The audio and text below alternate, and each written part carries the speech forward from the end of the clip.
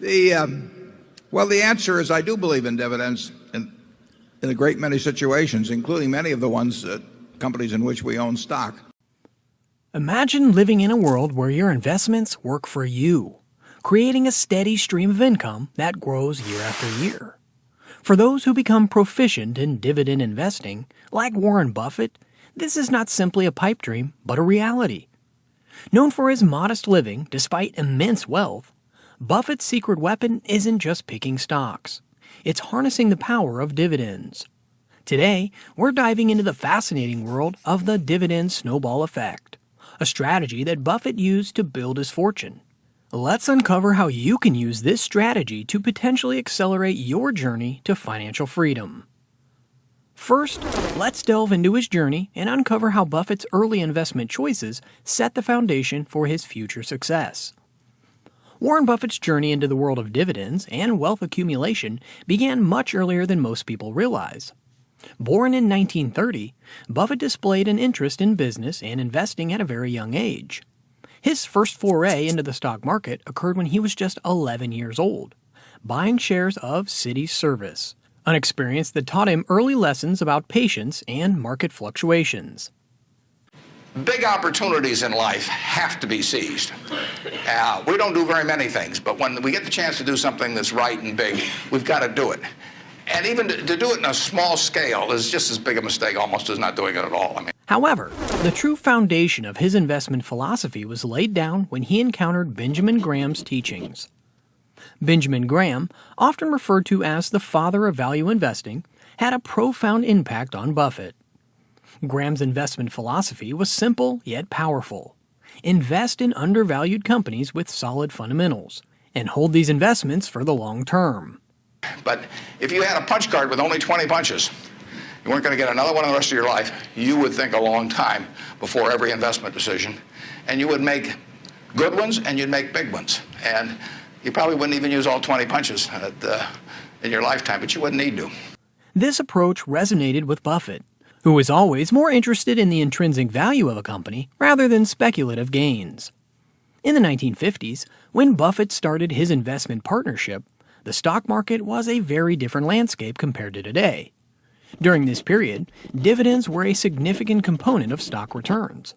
Companies often distributed a larger portion of their profits to shareholders, and investors like Buffett looked for these opportunities.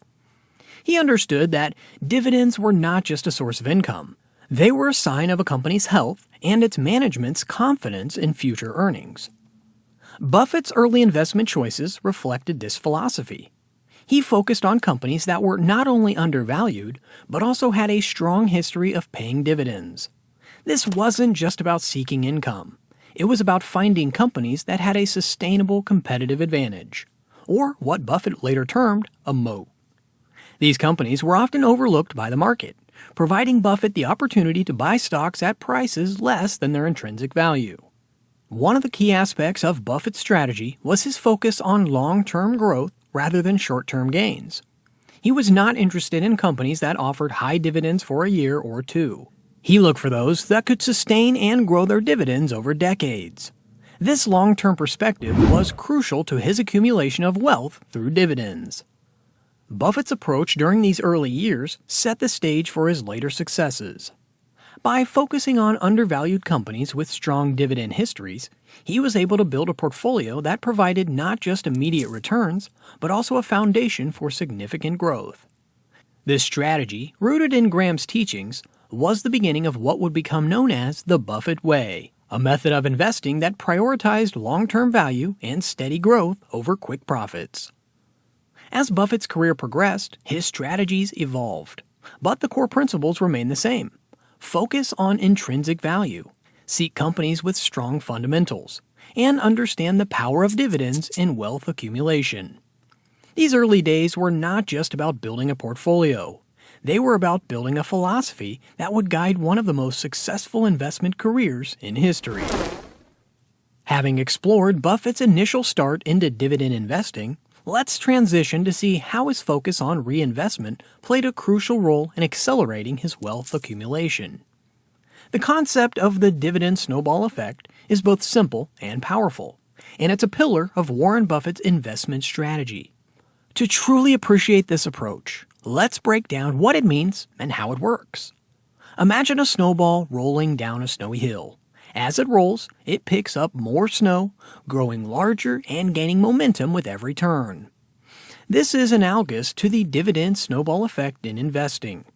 When you invest in a dividend-paying stock, you receive periodic payments. These are your dividends. Instead of spending this income, if you reinvest it by buying more shares of the same company, your investment begins to grow. Over time, as you accumulate more shares, your dividends increase, allowing you to buy even more shares.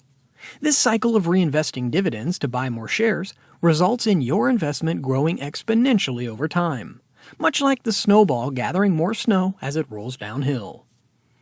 Warren Buffett understood this principle early in his career. He recognized that by reinvesting dividends, he could significantly increase the number of shares he owned in a company without investing additional capital. This strategy is particularly powerful in the case of companies that not only pay dividends, but also consistently increase them. As the dividend per share grows, the reinvested dividends buy more shares, which in turn will receive even more dividends in the future. This approach is a big contrast to the more common approach of spending dividends as income.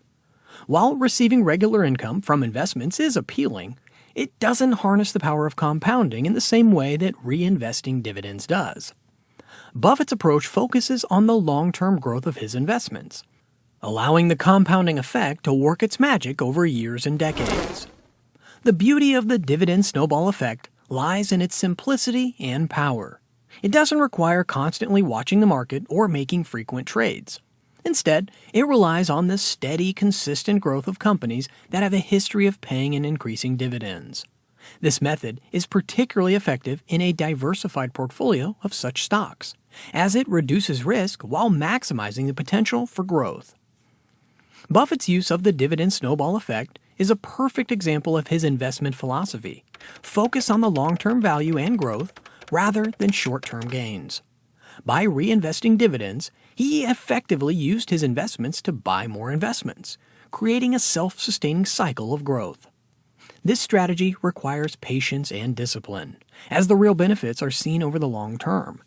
However, as Buffett's success has shown, the results can be extraordinary, turning modest initial investments into vast sums over time. Overall, the dividend snowball effect is a powerful tool for long-term investors. Understanding and applying this principle could help investors grow their portfolios like Warren Buffett. To fully grasp the magnitude of Warren Buffett's success with dividends, it's essential to understand the historical market trends that he capitalized on. Buffett's investment career, spanning over several decades, has been marked by an uncanny ability to leverage these trends to his advantage, particularly in the realm of dividend investing. In the mid-20th century, when Buffett was laying the groundwork for his investment empire, the American economy was in a post-war boom. This era was characterized by robust industrial growth, technological advancements, and a burgeoning middle class. Companies were thriving, and as a result, they were able to share their profits with shareholders in the form of dividends. During this period, dividends formed a significant portion of total return from stocks, more so than in recent decades. Buffett, with his deep understanding of market dynamics, saw this as an opportunity.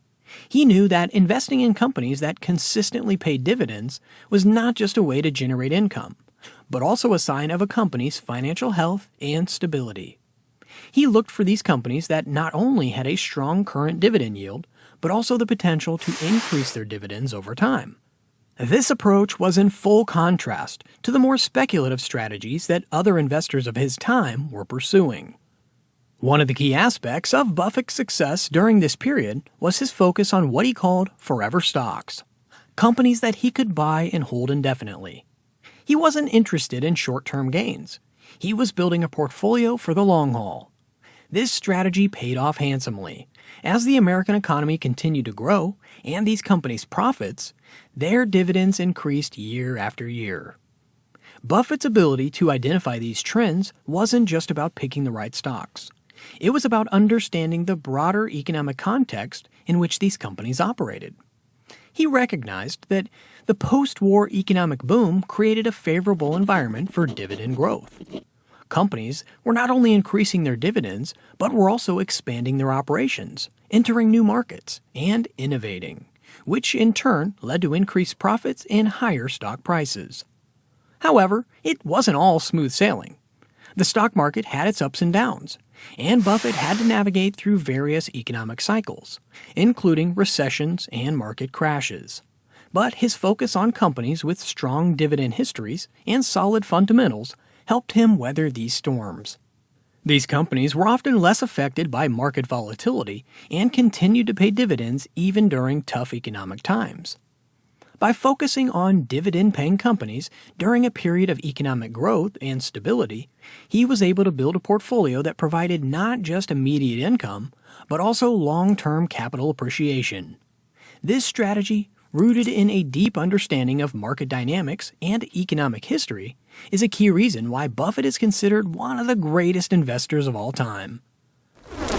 As we've seen how historical trends influenced Buffett's strategies, let's now move on to examine how Buffett's approach evolved with the changing times, particularly in the modern era of investing.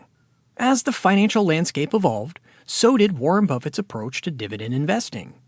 While the core principles of his strategy remained rooted in value investing and a focus on dividends, Buffett demonstrated remarkable adaptability to changing market conditions.